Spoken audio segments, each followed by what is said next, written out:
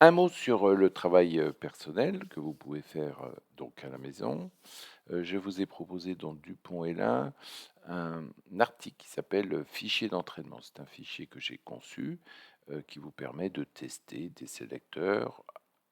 Alors, voici ce fichier. Ici, vous voyez par exemple un sélecteur qui est testé sur ce HTML-là. Le HTML, vous voyez sa structure en cliquant ici, vous voyez? Quand je clique ici, apparaît la structure correspondant à cet affichage-là. Et lorsque vous mettez par exemple un sélecteur comme body, vous voyez ici une coche qui sélectionne body. Si je mets par exemple P, vous allez voir que tous les P ici sont cochés puisqu'ils sont sélectionnés. Ceci permet de s'entraîner. Si je sélectionne header, je vois apparaître ici une coche sur le pont Mirabeau qui me permet de montrer que j'ai sélectionné header. Voilà. Si je sélectionne H1, je vois qu'il y a deux H1 sélectionnés. Celui-ci fait partie en fait de l'outil et celui-ci fait partie évidemment du code HTML que vous retrouvez ici. Alors, qu'en est-il de l'entraînement? Je vous ai préparé ici un fichier reprenant quasiment l'ensemble des sélecteurs. Voilà, ne regardez pas cette partie-là, c'est un ancien cours que je faisais il y a quelque temps. Vous voyez, on peut. Alors, comme ça, il n'y aura pas d'ambiguïté. On travaillait beaucoup sur la position float qui était utilisée à l'époque pour construire des sites. Je ne voulais pas enseigner cette année. Pourquoi? Parce que le CSS est passé du CSS2 au CS3. Nous recherchons le CS4 bientôt. Et en CSS3 est arrivé des technologies plus puissantes que Float. Et nous verrons en fin d'année, par exemple, Flex. Revenons à notre fichier. Euh, voilà, il y a un certain nombre d'exemples. Des exemples qui ne seront pas importants pour le QCM, hein, qui fait partie, ce sont des exemples plutôt pour votre culture de base. Par exemple, First Line, voilà, que je vois ici. Si je clique sur First Line, d'ailleurs c'est un autre, vous voyez, c'est un autre exemple, mais First Line, First Letter me permet, si je regarde, ah oui, on voit qu'il y a un style différent sur la First Line et par exemple sur la First Letter. Voilà, donc avec cet exemple, pour votre culture générale, on note qu'on peut agir sur la première ligne et sur la première lettre, ce qui nous permet d'avoir une esthétique plus jolie. Enfin, plus jolie. Vous savez qu'on travaille peu sur l'esthétique. En tout cas, vous pourrez regarder ces choses-là. Ce qui nous intéresse plus, et par exemple ici je mets en rouge, c'était certainement pour indiquer aux étudiants d'être attentifs. Je vais voir P First Child. Dans ma tête, je sais que je sélectionne le premier P. Donc je clique ici. Ça m'envoie sur ce fichier-là. Voilà, le sélecteur P First Child est pris ici. Vous pouvez par exemple le recopier et le coller ici. Voilà. Pour les plus curieux, on voit qu'il a été effectivement passé aussi. Vous apprendrez en argument du code. Donc mon code récupère en fait cet argument qui le permet de l'afficher ici. Par contre, il ne se passe rien.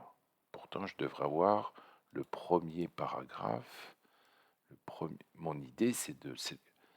euh, vous avez compris pourquoi c'est en rouge, hein? On est très attentif. P. Fairchild n'est pas le sélecteur qui sélectionne le premier paragraphe. C'est faux, archi faux. Je répète encore une fois, nous allons voir aussi que NFChild 1, PNFChild 1 En aucun cas sélectionne le premier paragraphe. C'est pas ce qu'on écrit. Où est-ce que vous voyez? Où est-ce que vous, Monsieur Dupont, où avez-vous marqué que vous sélectionnez le premier paragraphe? En mettant Fairchild? Non. En mettant Fairchild, et c'est pour ça qu'on s'entraîne, vous sélectionnez le premier enfant. Ensuite, le P devant le deux points Fairchild. Qu'est-ce qui veut dire? Je sélectionne tous les premiers enfants et s'ils sont de type P, autrement dit, ce qui y a devant le deux points Fairchild est un filtre sur les balises, il est sélectionné. Regardons le HTML, il est ici, vous pouvez l'inspecter. Quels sont les premiers enfants? Eh bien, article serait certainement le premier enfant de body. Header est le premier enfant de article.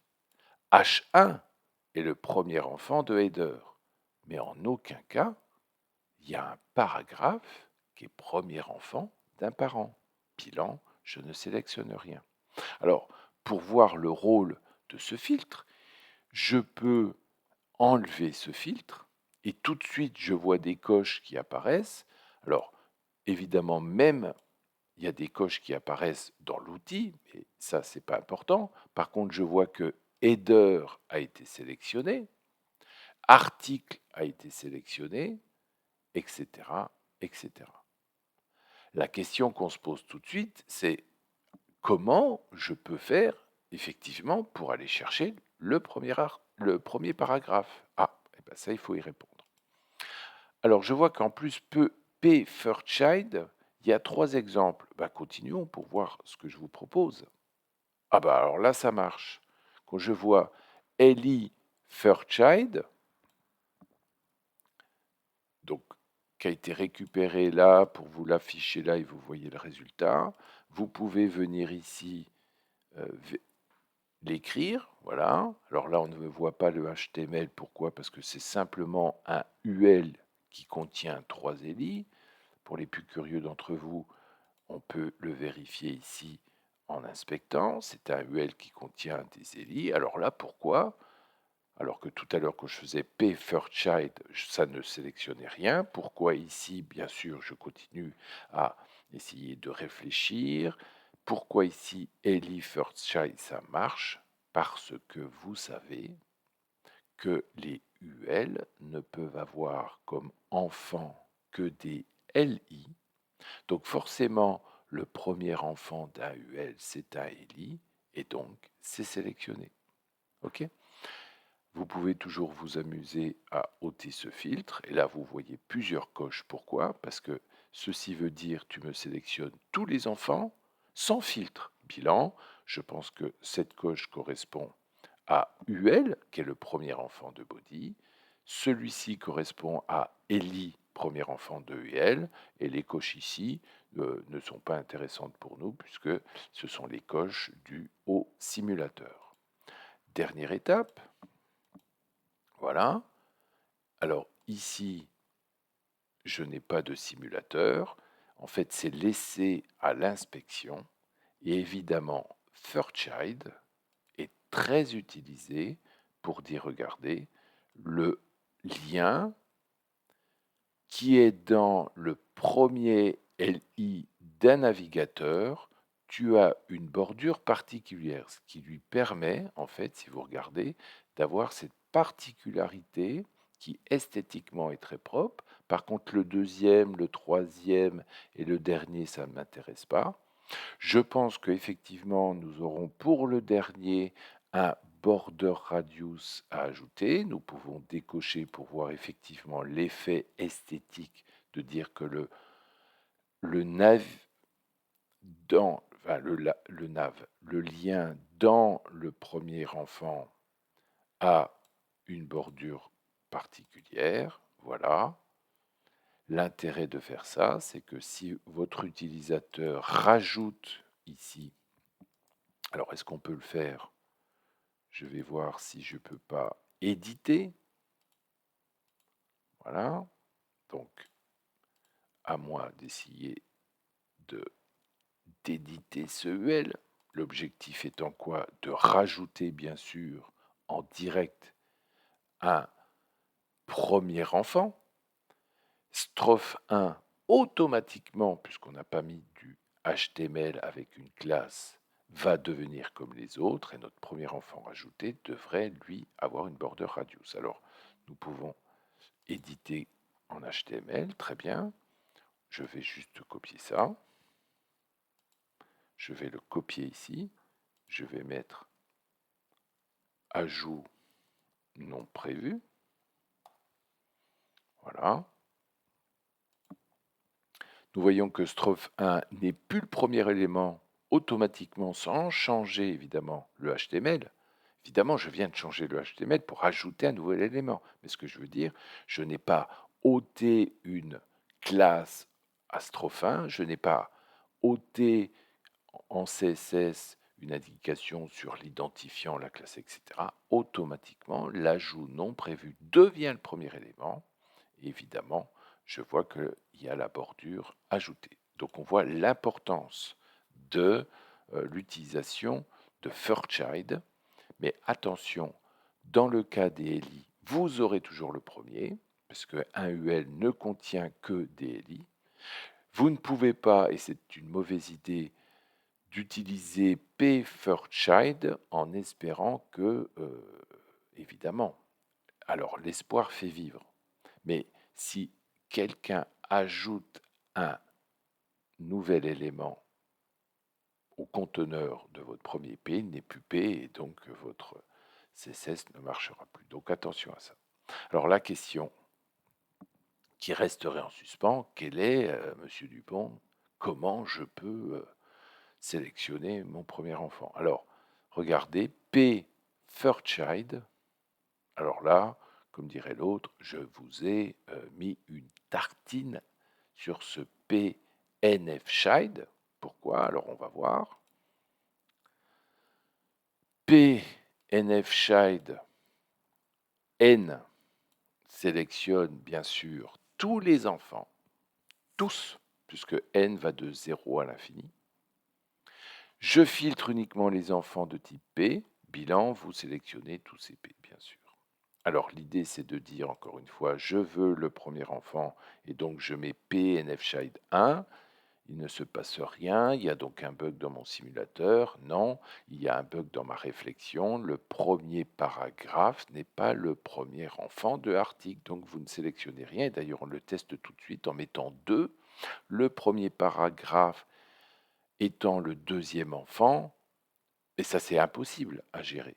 C'est-à-dire que imaginez que le premier paragraphe est le troisième enfant, comment vous allez dans 2 mois en relisant votre CSS vous rappeler qu'il faut mettre 3 pour avoir le premier, on ne s'en sort pas. Alors, vous continuerez évidemment l'aventure qui va vous expliquer 2n plus 1, n, moins n moins 3, oh là là, c'est quoi ces écritures? Et donc, comprenez qu'il nous restait donc à se dire, mais Monsieur Dupont, comment je pourrais choper le premier enfant P? Alors il y a plein d'idées, des idées qui seraient un peu farfelues. Eh ben je vais, pourquoi pas reprendre, voilà. J'ai dans une idée un peu farfelue, le premier paragraphe, si je regarde c'est celui-ci, eh ben je vois que c'est le seul paragraphe qui a comme frère immédiat header. Donc, vous apprendrez que nous pouvons faire header, P, je te sélectionne, quel est le paragraphe qui a au-dessus de lui dans la fratrie un header, c'est ce paragraphe-là, il est sélectionné. Encore une fois, vous voyez que c'est très lié à la structure de votre fichier HTML, puisque si je modifie le code HTML en mettant un H1 avant header ou n'importe quelle autre balise, le paragraphe n'aura plus comme frère immédiat précédent, donc là je suis un peu plus précis sur le code, ce header, ça ne marchera plus. Donc voilà une idée, elle fonctionne, est-elle bonne? peut-être pas. Alors, face à toutes ces difficultés, et quand même, je suis incapable de choper le premier paragraphe, enfin, ça me paraît aberrant. Bien sûr est arrivée une formule, pas magique, une formule très puissante et qui demande évidemment un effort considérable, je dirais, à- aux algos mis en place, P, NF of type. Je viens ici voir ce que ça donne sur cet exemple. Ben, je crois que j'ai répondu à mon attente. P, NF of type 1. Bien sûr, vous regardez le cours. Ensuite, dans cet exemple, il y a donc une application et il faut comprendre que NF of type va chercher tous les premiers éléments de type. Alors, si on regarde notre HTML, ça voudrait dire que article, c'est le premier type article trouvé. Header, c'est le premier type header trouvé. H1, ça serait le premier type H1 trouvé. Ce H2, ça serait le premier type H2 trouvé. Ce P serait le premier P de type P trouvé. Et ce footer serait le premier élément de type footer trouvé. Donc vous voyez un petit peu euh, je dirais le calcul qu'il faut faire. Alors c'est pas moi qui le fais, c'est certainement pas non plus comme ça que c'est fait, hein. Il y a peut-être déjà des préparations de listes chaînées pointant sur les premiers éléments. Ensuite, vous avez vu cette longue litanie de sélecteurs en position 1 par type. Moi, je filtre le premier, P. Je ne garde que le P. Bilan, je coche le P. D'ailleurs, si on ôte le filtre, donc je répète que vous allez avoir tous les premiers éléments par type, ben je vois que ça clignote un peu. Et ce qui m'intéresse peut-être, c'est de vérifier que effectivement, je vois qu'ici j'ai coché, cette coche correspond à ce footer, qui est peut-être le dernier enfant de article, mais le premier élément de type footer trouvé comme enfant. Voilà. Donc, à la fois, on comprend pourquoi certains sélecteurs sont là, pour évidemment proposer une solution à quelque chose qui n'est pas si facile dans une structure, c'est-à-dire une arborescence où le premier paragraphe n'est pas le premier enfant et donc il n'est pas si facile que ça à capturer. Bien sûr, resterait l'idée forte de dire que si vous voulez le premier paragraphe, vous mettez dans votre HTML une classe premier paragraphe ou un identifiant premier paragraphe. Évidemment, ça marchera. Évidemment, vous aurez un sélecteur très simple puisque vous irez le chercher par la classe premier ou l'identifiant premier. Mais encore une fois, on aura une fragilité car si quelqu'un rajoute un paragraphe, il ne sera pas le premier, mais le énième élément, et donc il faudra modifier à ce moment-là quoi?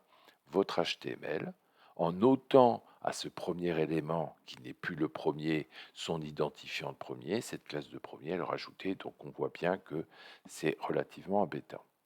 Embêtant, je le mets en parenthèse, car si votre code est généré évidemment à la volée, c'est-à-dire de façon dynamique, c'est évidemment les algos qui mettront ces classes. Ce n'est pas vous qui irez modifier les classes à la main. Donc on sent que l'histoire va être un peu mouvante entre est-ce que c'est vraiment statique, c'est-à-dire est-ce que je l'écris à la main ou pas, est-ce que ma structure peut évoluer, ou est-ce qu'elle est générée à chaque fois et donc je ne me pose pas la question en mettant identifiant premier, ben, je sais que vu que je l'ai généré, le premier est bien le premier. Donc toutes ces questions, eh ben, elles vont évoluer, enfin les réponses apportées vont évoluer en fonction de la connaissance qu'on aura du domaine. Voici pour le fichier test. On voit qu'il y a du travail, une longue aventure, puisqu'on a fait Alors regardez, on a fait le premier enfant, on peut peut-être retravailler en prenant le dernier enfant, on aura la même problématique. Je vois qu'il y a des trucs très sympas ici. P plus P plus P, mon Dieu, qu'est-ce que c'est que cette écriture? On l'a utilisé il y a quelque temps. euh, enfin, moi, je me rappelle avoir fait cours où je voulais taper du HTML rapidement, donc utiliser emmet, et donc j'avais utilisé ce plus qui dit c'est la fratrie. Alors, sur cet exemple P plus P plus P, mon Dieu, qu'est-ce que c'est? Bah, évidemment, il faut lire la doc qui est, c'est un élément P, immédiatement précédé par un P, immédiatement précédé par un P, autrement dit, ce P-là, le dernier, c'est un P immédiatement précédé par deux éléments P. On vérifie si on a bien compris. Je note CSS 1, 2, 3, etc. Mon Dieu, qu'est-ce que ça serait? Ben, ça serait l'histoire du CSS. Autrement dit, il y a eu des versions. CSS 1, 2, 3, le 4 est là, et pourquoi pas, quand vous enseignerez à ma place, CSS 5. Alors regardez, je cherche en fait tous les P. Tous les P qui ont un P devant lui. Eh bien, regardez le HTML. Ce P-là n'est pas sélectionné. Pourquoi? Bah, il a un header devant lui, pas un P. Bilan. Ce petit truc-là qui paraît un peu farfelu, c'est tous les P sauf le premier.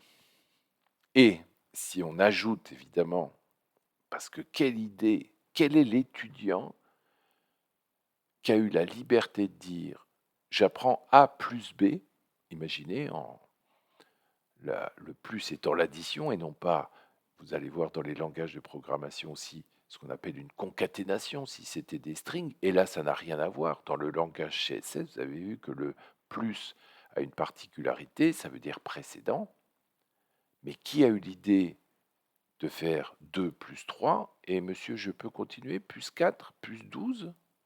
Oh là là! Lorsque en cours on voit P plus P, certains d'entre vous, puisque je dis allez, amusez-vous, se sont amusés effectivement de mettre P plus P plus P, et ça ferait quoi? Vous sélectionnez un P qui a un P devant lui, mais ce P doit avoir un P devant lui, et ce P doit avoir un P devant lui, on n'arrête pas de péter. Et bien, à partir de ce P-là, tous les P ont effectivement 3 P devant eux. Bilan, regardez, un autre effet, on peut le lire comme ça. Si vous voulez tous les P sauf les 3 premiers, voilà une écriture très impressionnante et très efficace. Et je vous laisse évidemment découvrir aussi le tilde qui serait quelque part dans la hiérarchie de trouver un P. Ce n'est pas un P qui serait un P immédiatement positionné devant lui. Voilà pour ce travail personnel que vous pouvez faire, et donc j'ai mis en place pour vous ce fichier. À bientôt.